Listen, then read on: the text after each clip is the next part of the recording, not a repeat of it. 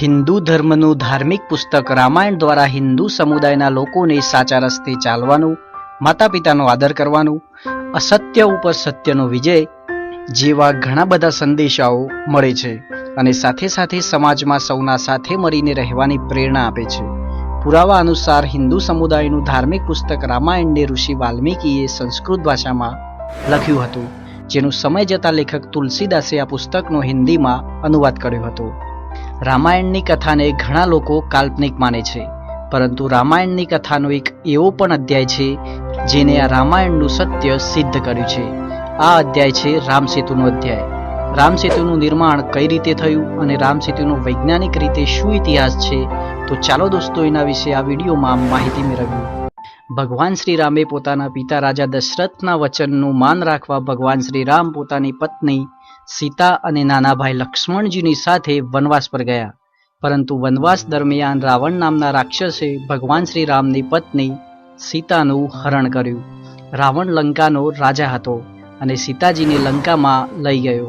તમે બધા જાણો જ છો કે શ્રીલંકા અને ભારતના વચ્ચે વિશાળ હિન્દ મહાસાગર છે, જેને પાર કરવો નામુમકિન હતો. માનવામાં આવે છે કે પોતાની પત્નીને બચાવવા માટે ભગવાન શ્રી રામે ભગવાન શ્રી હનુમાનજી અને વાનર સેનાની મદદથી માનવ નિર્મિત પુલ રામસેતુનું નિર્માણ કર્યું હતું. રામાયણ સમયનો આ પુલ સાચે જ ભારતના રામેશ્વરમ દ્વીપ અને શ્રીલંકાનો મન્નાર દ્વીપના વચ્ચે બનેલો છે, જેની ખરાઈ પોતે વૈજ્ઞાનિકોએ પણ કરી છે અને આ પુલ સેટેલાઇટના માધ્યમથી અંતરિક્ષમાંથી પણ જોવા મળે છે.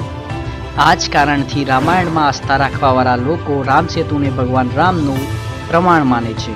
વૈજ્ઞાનિકોના અનુસાર આ પુલનું નિર્માણ લગભગ ઈસવીસન પૂર્વે 5000થી લઈને ઈસવીસન પૂર્વે 7000 વચ્ચેમાં થયું હશે. અને દિલચસ્પ વાત એ છે કે રામાયણમાં માનવાવાળા લોકોના મતે પણ રામાયણનો લગભગ સમય આ જ છે. આનો મતલબ સાફ છે કે સાચે જ આ પુલનું નિર્માણ ભગવાન શ્રી રામે જ કર્યું હોય. અહીંયા વિચારવાવાળી વાત એ છે કે એ સમયે આટલો લાંબો પુલ તૈયાર કરવો કઈ રીતે સંભવ થયો હશે. રામસેતુને લઈને વૈજ્ઞાનિકોનું શું માનવું છે એની વાત કરીએ તો રામસેતુને વિશ્વ સ્તર પર એડમ્સ બ્રિજના નામે ઓળખવામાં આવે છે. આ બ્રિજને લઈને ઘણા બધા લોકોની અલગ અલગ રાય છે, એટલા માટે જ કોઈ પણ આ વિશે ડિટેલમાં કહેવાથી બચે છે. પરંતુ વૈજ્ઞાનિકો પણ એ વાત માને છે કે રામસેતુ એક માનવ નિર્મિત પુલ છે, જેને શાયદ 15મી સદીની પહેલાં લોકો શ્રીલંકા આવવા જવા માટે વાપરતા હશે.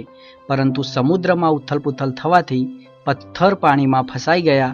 આના પર પડેલી ધરાની રેત પણ લગભગ 5000 વર્ષ જૂની છે એવું વૈજ્ઞાનિકોનું માનવું છે. તમને એ પણ સવાલ થતો હશે કે રામસેતુના પથ્થર પાણીમાં કેમ ડૂબતા ન હતા?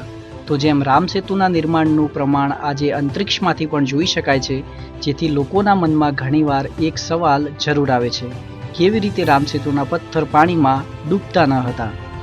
રામાયણ અનુસાર જોઈએ તો આ પથ્થરો પર ભગવાન શ્રી રામનું નામ લખ્યું હતું, જેથી આ પથ્થર ડૂબતા ન હતા. આ પુલનું નિર્માણ વાનર સેનાના 2 સૈનિક નર અને નીલને કર્યું હતું. પરંતુ શું હકીકતમાં પણ આવું હશે? આના વિશે વૈજ્ઞાનિકોના અનુસાર રામસેતુ બનાવવામાં શાયદ અલગ પ્રકારના પથ્થરનો ઉપયોગ થયો હોય. આ ખાસ પ્રકારના પથ્થર હોય છે જે જ્વાળામુખીના લાવાથી ઉત્પન્ન થાય છે અને તે પથ્થર પાણીના સંપર્કમાં આવવાથી થોડાક હલકા કણોમાં બદલાઈ જાય છે, જે પાણીમાં આસાનીથી તરી શકે છે. પરંતુ ઘણા વૈજ્ઞાનિકો આ થિયોરીને ખોટી માને છે, કારણ કે રામેશ્વરમની આસપાસ સદીઓમાં કોઈ જ્વાળામુખી હતું જ નહીં. તો પછી આ પ્રકારના પથ્થરો ત્યાં કઈ રીતે આવી શકે? આ જ કારણોથી રામસેતુ પર આજે પણ વિશ્વ સ્તરે શોધખોળ ચાલુ જ છે. પરંતુ આ કહેવું પણ ખોટું નથી કે રામસેતુની ભલે શોધખોળ બાકી હોય, પરંતુ રામસેતુનું અસ્તિત્વના કારણે જ રામાયણમાં આસ્થા રાખનારા લોકોના વિશ્વાસને મજબૂતી મળી છે. જય શ્રી રામ, જય હનુમાન. તો દોસ્તો, આ વિડીયોમાં અમે રામસેતુના ઇતિહાસ વિશે ધાર્મિક અને વૈજ્ઞાનિક એમ બંને રીતે માહિતી આપવાની કોશિશ કરી છે. આઈ હોપ કે આ વિડીયો તમને જરૂર ગમ્યો હશે.